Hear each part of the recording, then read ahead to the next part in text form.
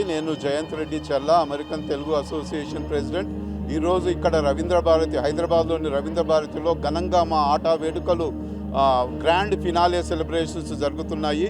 ఇప్పుడే అందరము చాలా ప్రొసెషన్స్ తోటి లోపలికి వచ్చాము, ఆడిటోరియం లోపలికి, మరియు light lamping and Ganapati puja అయిపోయింది. So we are doing it in packed Ravindra Bharati, lots of artist. చాలా బాగా జరుగుతున్నది. మీ ఇక్కడికి వచ్చిన మీడియా మిత్రులందరికీ నమస్కారాలు, థ్యాంక్ యూ, ధన్యవాదాలు. మేము 1 month డిసెంబర్ 12 నుంచి డిసెంబర్ 27 వరకు చాలా ప్రోగ్రామ్స్ 2 తెలుగు రాష్ట్రాలలో చేసాము.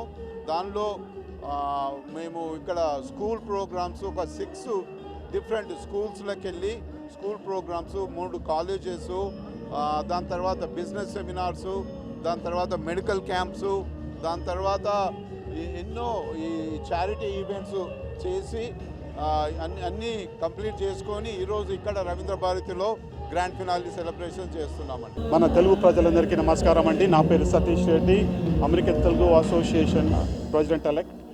మేము 35 సంవత్సరాల అమెరికన్ తెలుగు అసోసియేషన్ అమెరికాలో అక్కడున్న తెలుగు ప్రజలకి సేవా సహకారాలు అందిస్తున్నాము. అలాగే మనం పుట్టిన మాతృభూమి, మన రాష్ట్రాలకు, మన ఊర్లో ఏదో అంత కొంత సహాయం చేయాలని 2 ఏళ్ళకు ఒకసారి మేము తెలుగు రాష్ట్రాలకు వచ్చి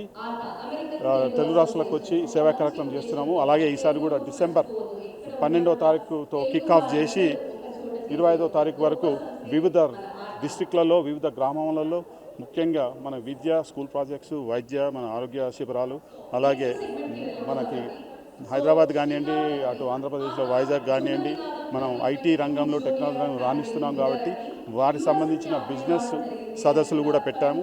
అవన్నీ చేసి ఈరోజు మనం మన గ్రాండ్ ఫినాలేతో ఈ వేడుకలు మనం ముగిస్తున్నాము. సో దీనికి చాలామంది తోడ్పడ్డారు. దాదాపు మా అమెరికా నుంచి, మన ఆటాస్ నుంచి దాదాపు 30 మంది వారి జాబులు, ఫ్యామిలీ అన్నీ వదిలేసి ఇక్కడికి ఈ ఆటా సేవా ప్రోగ్రాంలో అయ్యాయి. ఇవన్నీ మరిన్ని ఇంకా రాబోయే రోజులలో ఇంకా చాలా సేవా కార్యక్రమం చేస్తున్నామని మీ అందరికి విజ్ఞప్తిస్తున్నాము. మేము చేసే ప్రతి కార్యక్రమంలో ముఖ్యంగా మీడియా వాళ్ళు, ఎందుకంటే మేము చేసుడు ఒకటి, దాన్ని ప్రజలకు తీసుకెళ్ళడు ఇంకొకటి. కాబట్టి మీడియా మిత్రులందరికీ చేయెత్తి నమస్కారాలు చేసుకుంటున్నాను. నా పేరు శ్రీలక్ష్మిరెడ్డి, మాది నెల్లూరు జిల్లా ఆత్మకూరు. అమ్మా నాన్న పేరు. జన్మనిచ్చిన తల్లిదండ్రులకి ముందుగా మనం కృతజ్ఞతలు తెలియజేసుకోవాలి. అల్లారెడ్డి వెంకిరెడ్డి, అల్లారెడ్డి కమలమ్మ. నా భర్త పేరు జైపాల్ రెడ్డి గారు, హైకోర్టు అడ్వకేట్ గారు. సో ఎక్కడ ప్రతి మనిషి విజయం వెనక ప్రతి మగవాడి విజయం వెనక ఒక ఆడమనిషి ఉన్నట్టు నా యొక్క ఈ అవార్డులన్నింటి వెనక నా భర్త, నా కుటుంబ సభ్యులందరి సహకారాలతో, అంటే ఎమోషనల్గా అనుకోబాకండి. ఒక మనిషి, ఆడమనిషి బయటకు వచ్చి పని చేయాలి అంటే ఆ కుటుంబ సభ్యుల సహాయ సహకారాలు ఎంతైనా ఉండాలి.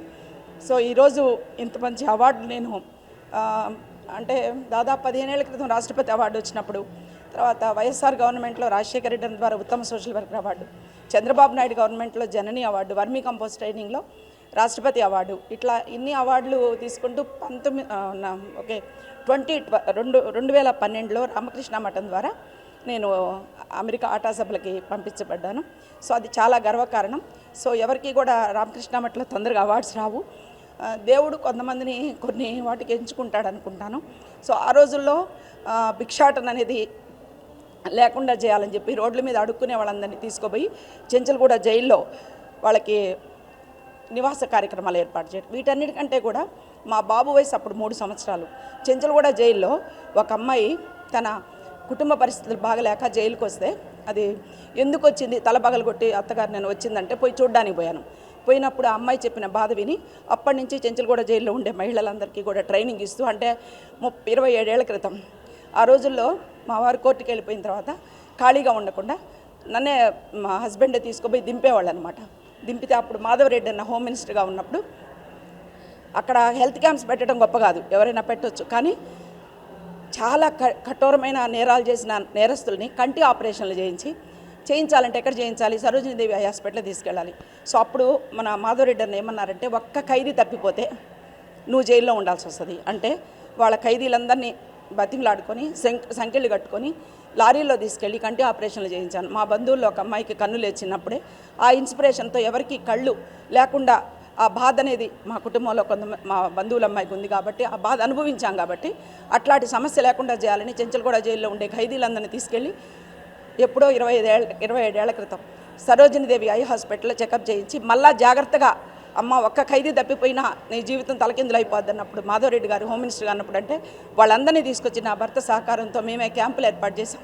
అక్కడ మళ్ళీ వాళ్ళందరినీ జైల్లో తీసుకొచ్చి సురక్షితంగా అప్పగిచెప్పి ఆ తర్వాత మనము శిక్ష కాదు శిక్షణ, ఇది మీరు ప్రతి ఒక్కటి కూడా తెలుసుకోవాల్సింది ఏంటంటే అందరూ అవార్డులు వస్తాయి, సోషల్ సర్వీస్ చేస్తారు, ఇవన్నీ ఉంటాయి. కానీ శిక్ష కాదు శిక్షణ అంటే వాళ్ళు పాపం తెలుసో తెలియకో అపరాధం చేశారు, వాళ్ళు బయటకు వచ్చాక ఎలా బతకాలి, వాళ్ళ మీద ముద్ర దొంగలు దోపిడీగాళ్ళు ఇట్లా ముద్రలు పడతాయి. సో వాళ్ళని ఎట్టి పరిస్థితుల్లో బయటకు వచ్చాక ఆ ముద్ర లేకుండా చేయాలని CMEY పథకం ద్వారా చీఫ్ మినిస్టర్ యోజన పథకం కింద ఒక 15 మంది 20 మంది గ్రూప్గా తయారు చేసి ఆ గ్రూప్కి 25 లక్షలు మొత్తం అన్ని గ్రూపులు ఒక్కొక్క గ్రూప్కి 5 లక్షలు ఇచ్చేవాళ్ళు అనమాట.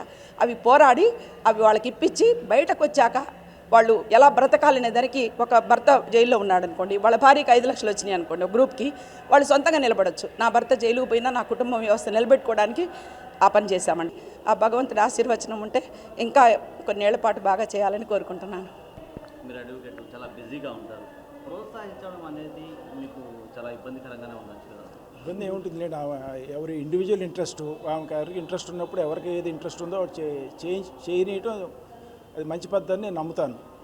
ఎందుకంటే ఇప్పుడు ఆడవాళ్ళు అనేది వాళ్ళని ఇంట్లో కూర్చోబెట్టి వాళ్ళు ఏదో వాళ్ళ టాలెంట్ని మనం బయటికి తీసుకురాకుండా వాళ్ళు ఏదో చేద్దాం అనుకుంది. ప్రతి మనిషిలో ఒక టాలెంట్ ఉంటుంది, ఎవరికి ఏ టాలెంట్ ఉందో మనకు తెలియదు. ఆ టాలెంట్ని మనం బయటికి ప్రోత్సహించి తీసుకొస్తే నలుగురు ఉపయోగపడతారు. ఇప్పుడు మా ఉద్దేశం ఏంటంటే ఎవరికైనా నలుగురికి ఉపయోగపడే పని ఏదైనా చేసినా కానీ నాకు సంతోషం అది. అందుకనే ఆమె గారు ఇటువంటి కార్యక్రమాలు ఏది చేసినా కానీ నేను ప్రోత్సహిస్తూనే ఉంటాను, నాకే ఇబ్బంది లేదు అది.